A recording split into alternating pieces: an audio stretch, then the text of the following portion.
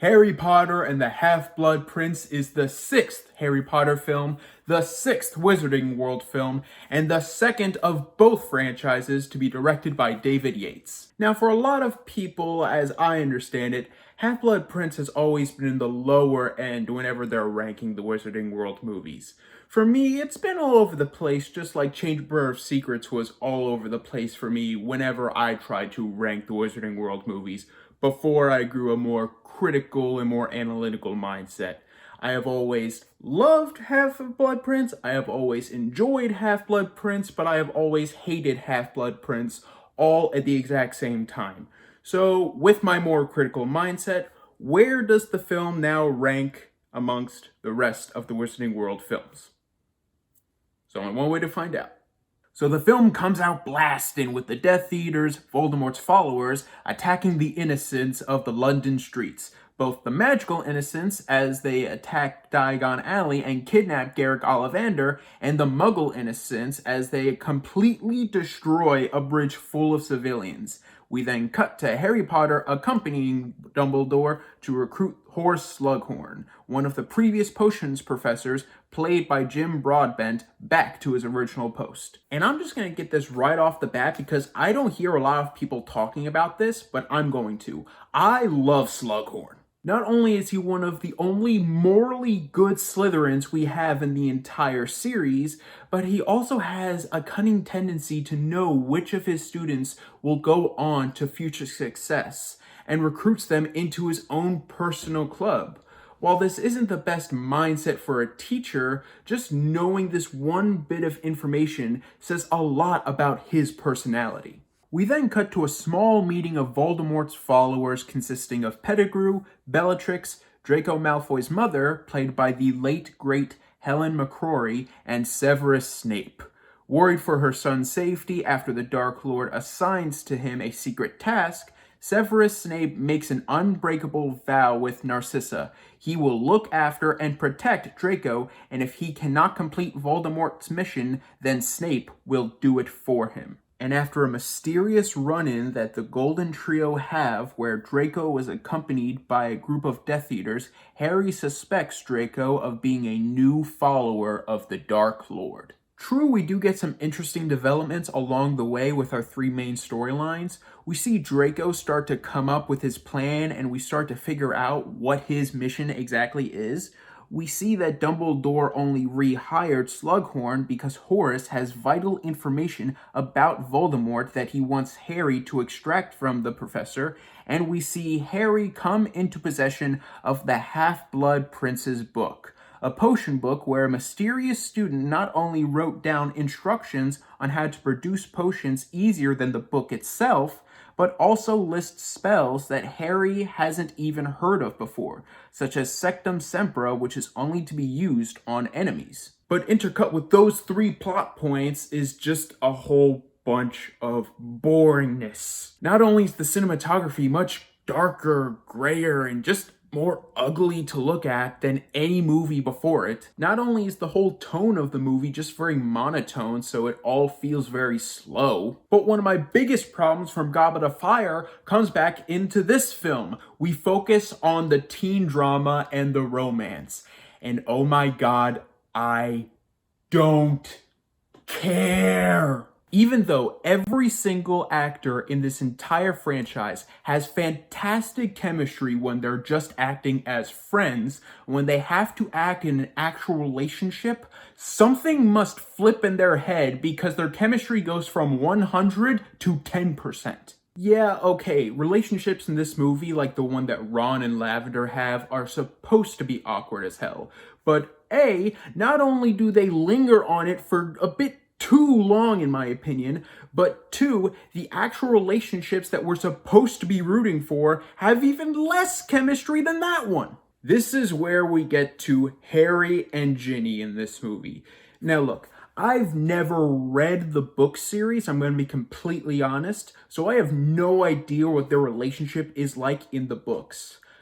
I am sorely hoping that their relationship in the books is way better than their relationship in this movie, because their scenes together are some of the most wooden, stilted, and awkward scenes in any Harry Potter or Wizarding World film. Their body language is the equivalent of Edward and Bella, and their dialogue together is the equivalent of Anakin and Padme. It is some of the most laughably bad romance I have seen in any movie. My big issue with this whole thing and why I'm focusing on it for so long is because, one, the movie focuses so long on it just as much as it focused on the other 3 plot lines in this entire movie, and two, there are 4 plot lines in this entire movie all clashing together for screen time, all wanting more than the other, and it just doesn't work. It just makes for an end product that constantly clashes in terms of tone and pacing. But to be fair, speaking of Harry and the plotline about him and Slughorn, after coming up with no solution on how to get the professor to confess to what he told Voldemort all those years ago, Harry takes a swig of Felix Felicis, aka liquid luck, that he acquired as a reward after coming top of his potions class.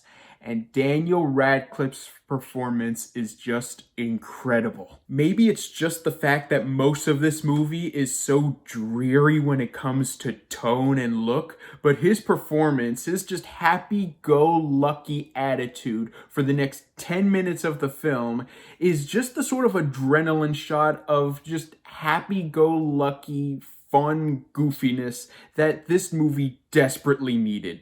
So the liquid luck works and Slughorn gives Harry the memory of the professor's conversation with a teenage Tom Riddle before he became Voldemort.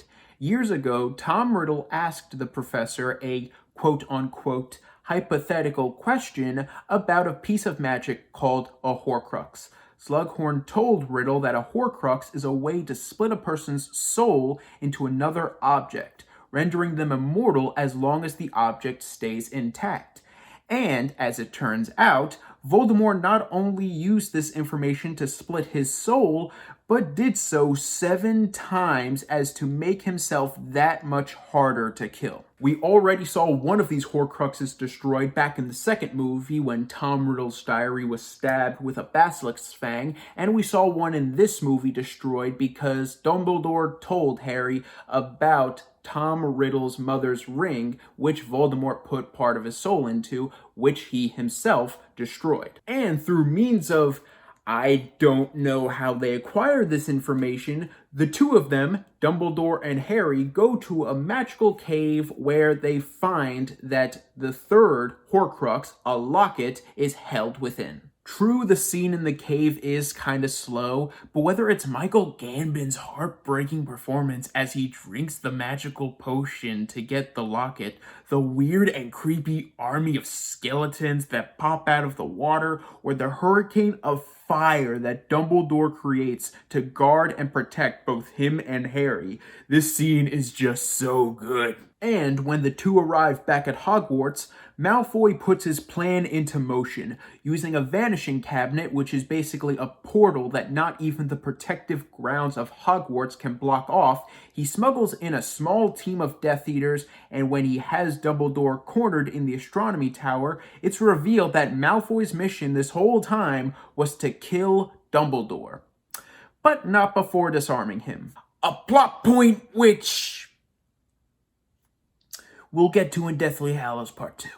But when Malfoy can't bring himself to do it, as is the case with the Unbreakable Vow, Severus walks up behind Malfoy, points his wand at Dumbledore, and says, Avada Kedavra.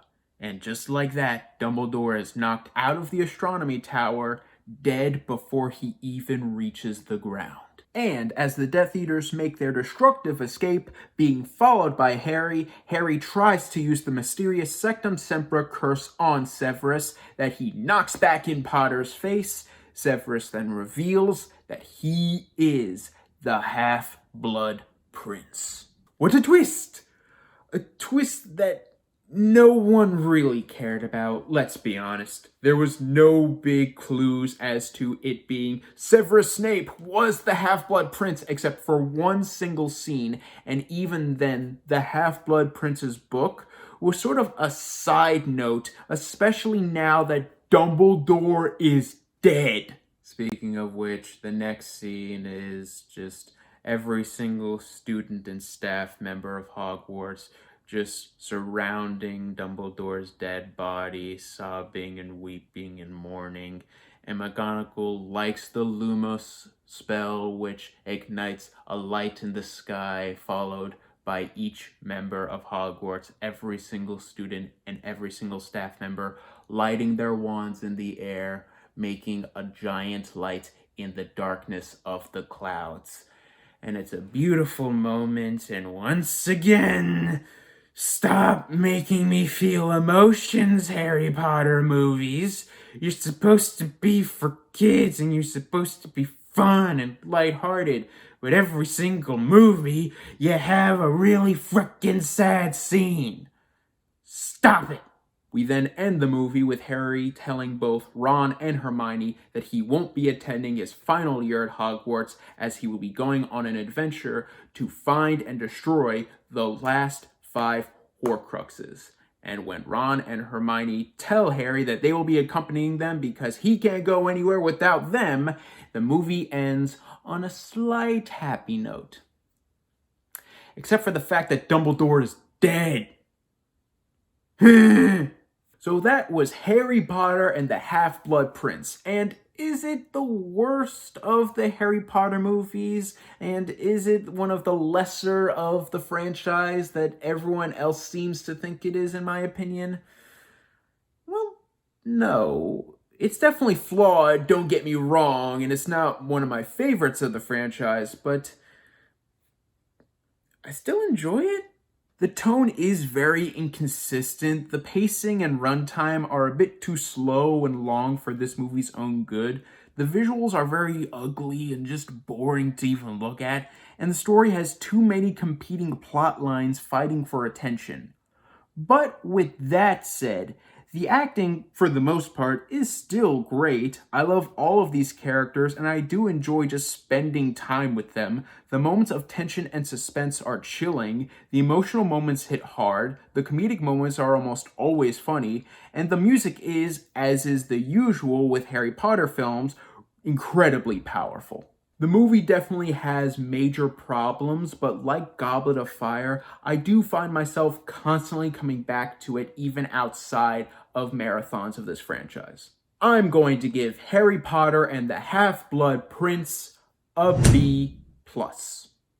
Well guys, thank you so much for watching, and let me know in the comments down below, what object would you put your soul into if you were to ever make a Horcrux? For me, no one would ever know, because no one knows just how amazing this movie is. Thank you guys so much for watching. You guys are the best, and don't forget to click subscribe and click the bell icon down below to stay up to date on all things movie, all things TV, all things nerd.